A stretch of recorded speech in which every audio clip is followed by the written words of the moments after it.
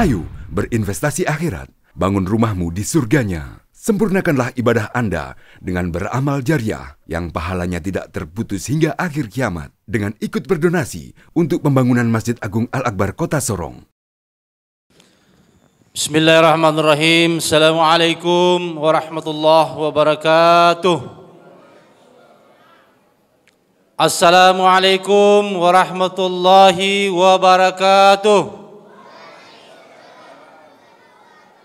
Subuh ini mesti lebih kencang lagi, Pak, karena kita baru selesai makan tadi. Alhamdulillahilladzi ahyana ba'dama amatana wa ilaihin nusyur. Asyhadu an la ilaha illallah wa asyhadu anna Muhammadan abduhu wa rasul. Allahumma salli ala Muhammad wa alihi wa ashabihi ajmain wa ba'd. Guru saya, orang tua saya, Bapak Ki Haji Uso yang saya muliakan dan banggakan, para orang tua, para pengurus masjid, jamaah, kaum muslimin saudaraku yang sama-sama mengharapkan ridha dari Allah SWT. Perjalanan kita sudah di 4 hari subuh yang keempat ini. Dan lambat atau cepat Ramadan akan meninggalkan kita. Semua kita wajib evaluasi tentang perjalanan pertemuan kita dengan Ramadan. Apa yang telah kita buat dan apa yang telah kita tinggalkan. Karena sebagaimana kita sering mendengarkan, tidak sedikit orang yang berpuasa tapi tidak dapat apa-apa. Dia tahan lapar, tahan haus, tapi kosong puasanya. Karena itu terus kita evaluasi, muhasabah tentang amalan-amalan kita dalam Ramadan. Jangan-jangan kita lapar, haus di siang hari karena panas, tapi ternyata sudah itu kita tidak mendapatkan nilai sedikit pun. Kata Nabi SAW, orang yang paling merugi adalah orang yang berjumpa dengan Ramadan, tapi kemudian sesudah Ramadan tidak ada perubahan dalam sikap hidupnya. Sholatnya kembali biasa juga, tidak sholat. Nah, kita melihat ini baru subuh yang keempat, sholat subuh kita jamaah sudah kosong nih. Baru subuh yang keempat. Kita khawatir juga nanti ini persoalan-persoalan umat, Pak. Persoalan umat ini memang harus diserusi, Pak. Karena parameter kita di subuh ini, Pak, bukan di Jumat. Kalau subuh kita ini banyak, itu kekuatan kita di situ. Tapi kalau subuh kita macam begini, saya tidak yakin kita punya kekuatan, Pak. Mana Pak ukuran kita di subuh ini, Pak? Bapak dan teman sekalian yang sama-sama dimuliakan Allah SWT,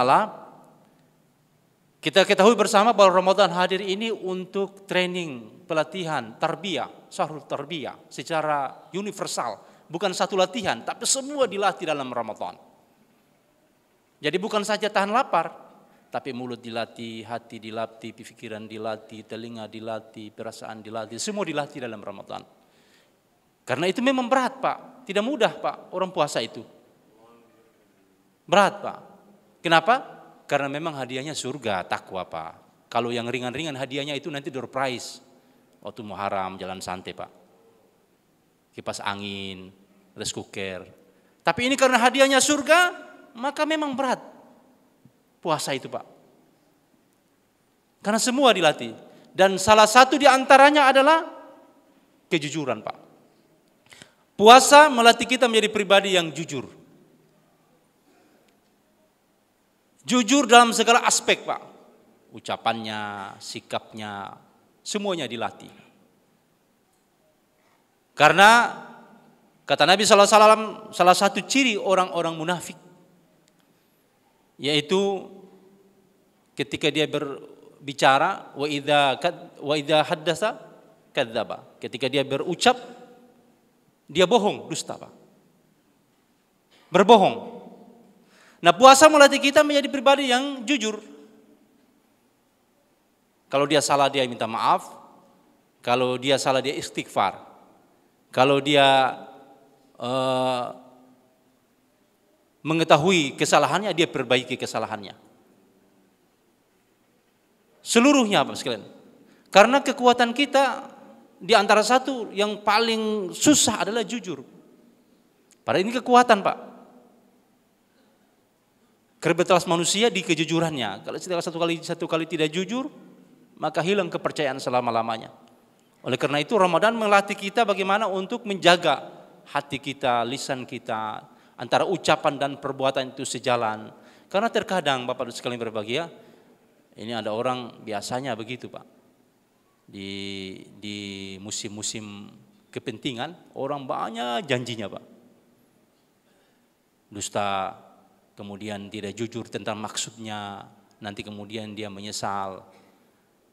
Oleh karena itu, salah satu sampel dalam Ramadan, dalam puasa, bagaimana untuk menghadirkan kejujuran kita, menguatkan kejujuran kita kepada Allah Subhanahu wa taala dalam kehidupan ini, kejujuran dalam amal kita, dalam kehidupan bermasyarakat, dalam kehidupan sosial adalah zakat, Pak. Nah, ini terkadang kita tidak jujur, Pak.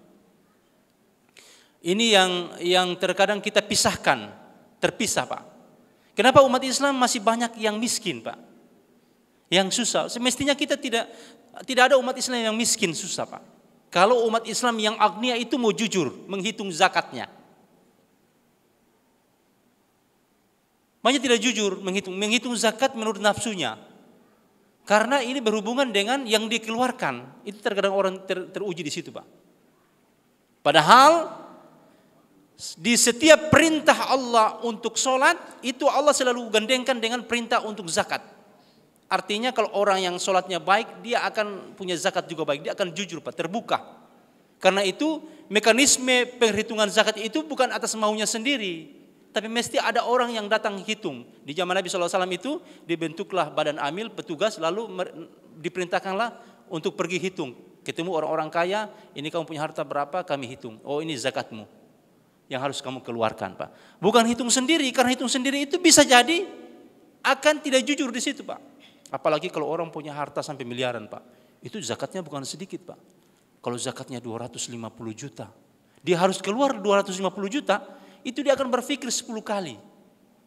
Ini bisa buat ini lagi, bisa modal ini lagi, bisa ini lagi. Pada akhirnya tidak ada yang bisa dikeluarkan. Dia keluarkan menurut nafsunya. Nanti sudah, Pak, hanya keluarkan bagi-bagi, kasih 100 ribu, ikut maunya. Nah, ini akhirnya umat Islam kita tidak ada pemberdayaan dari sisi ini. Karena itu yang miskin tambah miskin, yang kaya orang pajak saja, Pak. Apalagi sekarang, Pak, lagi viral itu, Pak. Gaya hidup glamornya petugas-petugas pajak, orang-orang keuangan, Pak. Ternyata pajak-pajak kita itu yang kita bayar mereka salah gunakan. Salah kita juga, pajak kita bayar, kita mau taat, suruh orang datang hitung. Konsultan pajak, kan ada konsultan pajak, Pak, mereka yang hitung-hitung pajak orang. Dia tinggal negosiasi, oh dapat pajak, Bapak punya pajak tahunan sekian. Saya hitung nanti kasih kecil saja, tapi saya dapat berapa. Modelnya begitu, Pak. Tapi kalau zakat, umat Islam biasa-biasa saja, tidak ada yang, mestinya panggil juga petugas zakat, datang hitung saya punya zakat, Pak. Saya keluarkan berapa, Pak. Nah, ini diantara itu, Pak, yang ingin kita melatih di situ, kejujuran umat ini untuk membangun kekuatan umat. Kalau tidak, Pak sekalian, kita akan lemah. Karena ada 3 hal persoalan penting, Pak, dalam Ramadan. Orang yang dapatkan takwa itu ada 3 amalan penting yang mesti dia hidupkan. Jadi mendapatkan takwa tidak gampang, Pak. Amalan pertama, la'allakum tattaqun, amalan pertama untuk mendapatkan itu adalah sholat. Tanda orang yang akan mendapatkan takwa itu sholatnya diperbaiki. Makanya saya mengatakan kalau ada 7 tanda dunia dunia keajaiban dunia, maka tambah yang ke-8 tanda keajaiban dunia itu adalah orang puasa tidak sholat. Kalau ada orang puasa dia tidak sholat, itu salah satu, Pak, tanda bahwa inilah keajaiban, Pak. Aneh kalau ada orang puasa tidak sholat. Yang kedua, untuk mendapatkan takwa itu adalah baca Al-Quran, tilawah Al-Quran. Ada orang puasa tidak pernah baca Al-Quran, tapi buka HP setiap hari, Pak. TikTok, baca media sosial. Bisa bayangkan, Bapak sekalian. Di antara kita ini kan ada yang punya medsos, di medsosnya itu dia punya WA itu grupnya banyak sekali. Ada hampir grup 20. Dia di situ semua. Ada grup TK, ada grup SD umum, ada grup tingkat angkatan. Dalamnya ada grup SMP. SMP-nya karena dia pindah-pindah, SMP-nya ada 3 grup, Pak. SMP 1, SMP 3, SMP 6, Pak. Ada grup SMA, grup alumni ini, grup RT, grup RW. Satu kali buka saja WA, balas chat WA, itu bisa 3 menit. Di depan HP bisa berlama-lama. Tapi di dalam Ramadan dia tidak pernah buka Al-Quran. Begitu mulai buka bismillah dengan mata mulai 5 watt Pak. Mulai mata 5 watt. Maka untuk mendapatkan takwa itu tilawah Quran, tadabbur Al-Quran, membaca Al-Quran, memahami Al-Quran, membaca artinya. Karena kalau tidak kita kapan tahu Pak, banyak orang sholat tapi kita tidak paham tentang apa yang kita baca. Kenapa? Karena tidak pernah tadabbur. Mesti kita faham Pak. Apa yang kita baca kita faham. Minimal memahami artinya.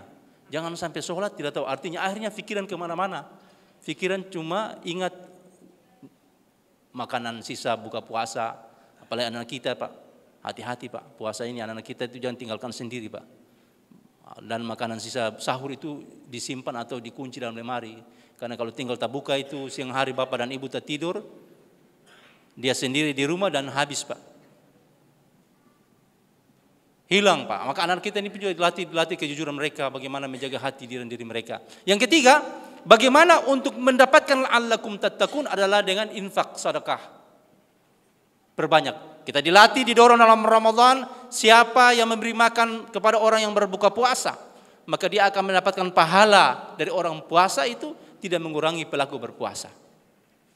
3 hal ini Pak sekalian, yang akan kemudian mendorong kita mendapatkan la'allakum tattaqun. Karena tidak semua orang itu istimewanya berpuasa Pak. Istimewanya puasa itu pertama, konsideran ayat itu 183 itu Allah sebutkan dalam Al-Baqarah, itu dipanggil orang beriman. Jadi kalau bapak dan ibu sekalian ada orang mengaku Islam tapi dia tidak berpuasa, dimahami saja dia bukan orang beriman. Karena memang ini yang puasa cuma orang beriman.